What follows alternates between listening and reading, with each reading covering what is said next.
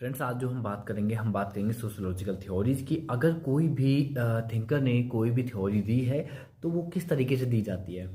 देखिए, होता दरअसल ये है कि अगर आपको कोई भी थ्योरी देनी है, या तो आप उसको आउटर कॉन्टेक्स्ट में दोगे या इनर कॉन्टेक्स्ट में दोगे।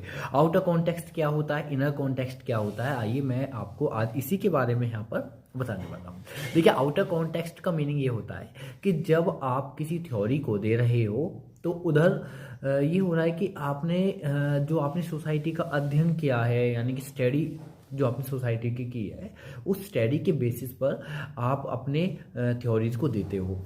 और जब हम इनर कॉन्टेक्स्ट की बात करते हैं तो इनर कॉन्टेक्स्ट में ये होता है कि अगर आपने जिस तरीके से अपना जीवन व्यतीत किया है, मतलब कि जिस तरीके से आपने अपनी लाइफ को जिया है, उस लाइफ का जो आपका जीने का जो स्टाइल रहा है, आप जिस सिचुएशन से आप उभरे हो और आप उनको फील करने के बाद में कोई थ्योरी देते हो। मतलब सीधी सी बात है कि इनर में आपका जो बैकग्राउंड रहा है, फैमिली का बैकग्राउंड रहा है, उसके बेसिस पर जो आपने सिचुएशंस देखी, उसके बाद जो आपका रिएक्शन जो हुआ है, ठीक है, और अगर उससे कोई आपकी थ्योरी इन्फ्लुएंस हो रही है तो उसको हम क्या बोलते हैं, इनर कॉन्टेक्स्ट वाली सोशियोलॉजिकल थ्योरीज बोलते हैं।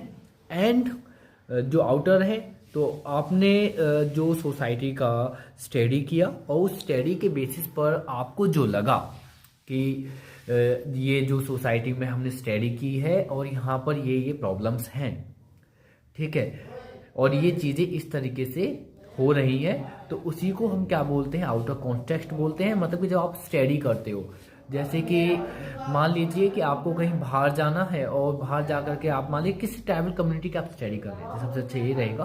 और आपने वहाँ पर जा कर के ये देखा कि जो वो सोसाइटी है वो किसी धर्म को पूज रही है, और जब आप उस सोसाइटी के धर्म के बारे में स्टडी कर रहे हो तो आप अपना परिप्रेक्ष्य लिखोगे। मान रहा हूँ कि मैं आप अपना पर्सपेक्टिव लिखोगे, लेकिन वो आप सारा पर्सपेक्टिव किससे लिखोगे, आउटर कॉन्टेक्स्ट में लिखोगे, क्योंकि आपने वहाँ पर जो स्टडी की उसके बेसिस पर जो जो वहाँ पर आपको आउटकम्स मिले, आपने उस आउटकम्स के बेसिस पर अपनी थ्योरी को दिया है।